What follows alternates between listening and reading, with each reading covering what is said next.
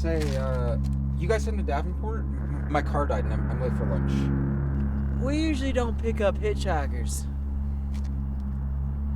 But I'm gonna go with my instinct on this one. Saddle up, partner.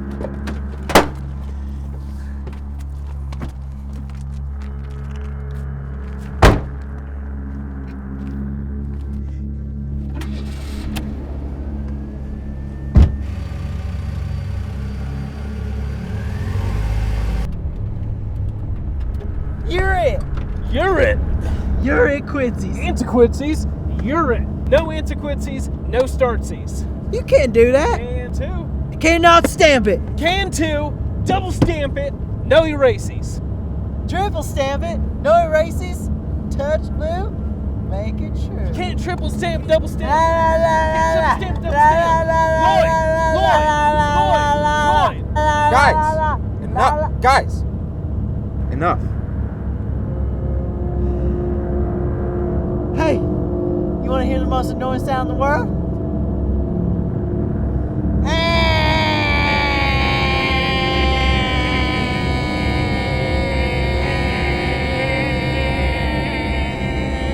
Guys! Fellas, can't we just listen to the radio or something? Radio? Who needs a radio? You ready, Harry? Ready. Mark. Yeah. Hey. Yeah. Bird. Yeah. Yeah. Mockingbird, don't everybody have you heard? You heard. You're gonna buy me a mockingbird. And if that mockingbird don't sing, you're gonna buy me a diamond ring. Hey, look. Them people want to ride too.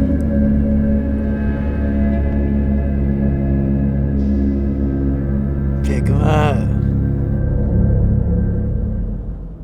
Let the games begin. 4 hours till Death Still We Part. Right now, we're gonna shoot the iconic scene from Dumb and Dumber when Jim Carrey says, "Do you want to hear the most annoying sound in the world?"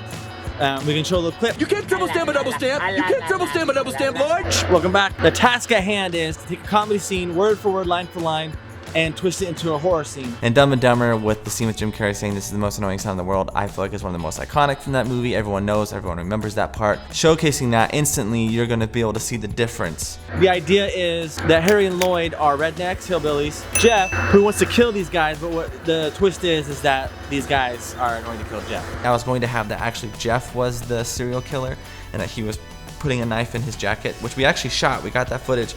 But then as I watched it in the short amount of time and with the story I wanted to tell, I just felt like it wasn't as powerful or it wasn't needed. We don't have a road that we have closed off to do this. It's not part of the challenge. I mean, this is $0 budget. We're gonna shoot this all the poor man's process. So the car's not gonna be moving at all except for the exterior stuff that we're gonna get here and there, but I have 4 hours to get all this done, so we have to hurry. Let's just go do a read-through. Okay. I wanna hear some hillbilly voices.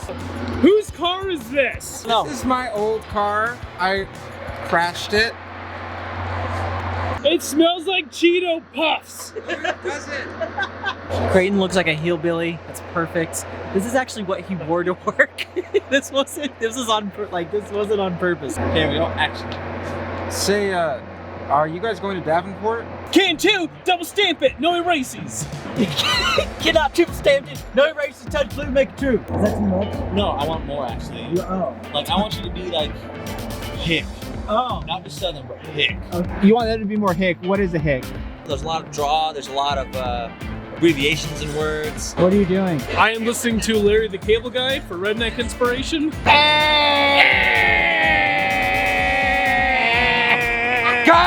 Guys! Yeah. How are they doing, Jeff? How are they doing? I can't tell. Bubba and I have been best friends since the 2nd grade. We grew up watching this movie every other week, swear to you. So that getting to play these characters in this part, awesome. Thanks to Devin Graham, I am able to do this. Devin and I, as Devin was the DP and I directed, we were like, hey, we wanted to kind of create this claustrophobic feeling, especially for Jeff, and so that's why all the shots were very tight. Now this is our big challenge. Look where we're at.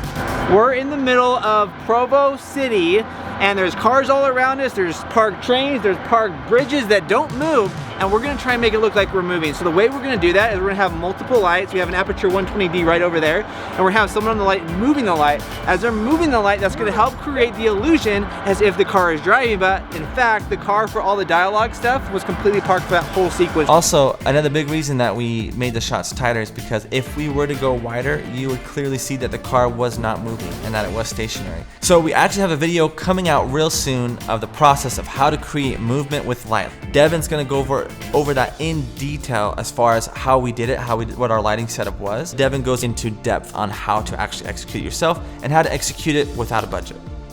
So we're seeing us holding the lights in the reflection. So we just had to roll down the window just so we can make it look as if the window is closed. Movie magic. Face. We're doing it. We're really doing it. We've been sitting in this car for 45 minutes going over lines while Zane and Devin played around with lights outside. We're ready to go. We're in character. Are you ready to die? Okay. I'm not ready to die. All right, we are set. Okay, here we go. That's so creepy. Were you shaking the car, Creighton? Yeah. I Maybe think you could shake it a little more. Yeah, I thought that too. Okay. The issue is we just don't have enough hands. So we're trying to figure out how to make the lights move while the actors being able to act with each other, because we need every single person in this to do this. When Johnny or Bubba steps out of the car, you see he's wearing a coat that's too big for him. That was supposed to be kind of a setup of that they're wearing other people's clothes of who they killed. And in the back of the car, which you don't see very clearly, but you actually see the back of the car is completely filled with clothing. The people, obviously, that they've run into in the past, which is a mistake on my part as far as getting coverage of it. As far as things I've learned is just to be able to get that coverage. And one of the reasons that I forgot to get that coverage was we were extremely short-handed. For me, usually my process in pre-production is creating that shot list or creating that storyboard. And that kind of stuff is so helpful to do before you start, because when you get on set, you will get bombarded with a million other things and you will forget stuff. There's more than one way to skin a cat. Or a human, I guess, in this case. That's nasty. So right now, we just gotta figure out, this is the opening shot of the whole sequence. That opening shots are crucial because it establishes the entire setting. Yeah. So you want to get it right, and you want to make it look good. So action's gonna be right here. Yep. And I think you're just taking your knife, you're putting it in like this, and you go out. Because you see the car coming up and you hold your thumb out. Just get the tight of the knife, pull out, and go on you. Cut. How much time do we have left? Time. 2 minutes! That's a wrap! Every single one of my shoots, I eat up every little minute, I feel like. But we got it. We're happy. I think it's turned into something really creepy. I think a little bit more creepier than I initially imagined it to be. So enjoy it. This is Dumb and Dumber, I don't know, some hillbilly Dumb and Dumber. Dumb and Dumber horror hillbilly. The Dumb and Dumber horror hillbilly showdown. The Dumb and darker and dark and darker. Just roll that. I want to issue a challenge to you guys. So take a script that's already been done and make it your own. Twist it. So if it's a comedy, make it a horror. Let's say it's already a Western, make it modern. If it's modern, make it Western. Whatever you want to do. I think this is a great exercise to learn how you are going to tell stories of your own with a script that's already been written. So make it happen, guys.